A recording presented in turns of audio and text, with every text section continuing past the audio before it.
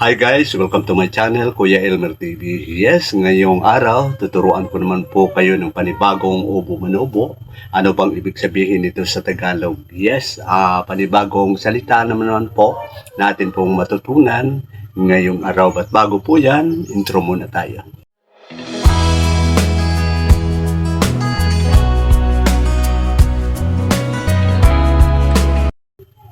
Maraming salamat guys at bago po natin aralin ang salitang obo manobo, ayon pa sa banal na kasulatan sa Colosas 3:9, huwag kayong magsinungaling sa isa't isa sapagkat hinubad na ninyo ang dating pagkatao pati na ang mga gawa nito.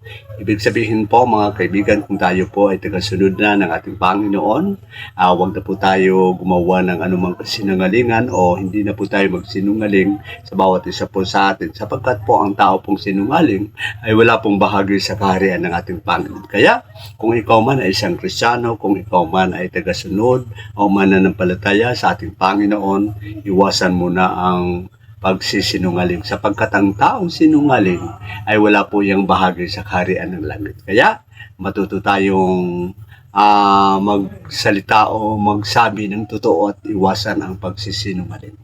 Yes, ito na po yung ubo manobo. Ayon pa sa ubo manobo, bohusan, ibig sabihin sinungaling. Kauminubunnoy, pagkatao. At pangatlo, labas, ibig sabihin hinubad.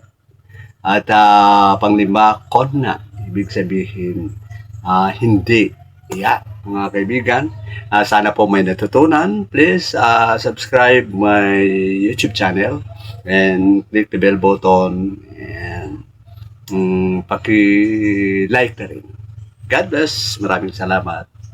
I love you.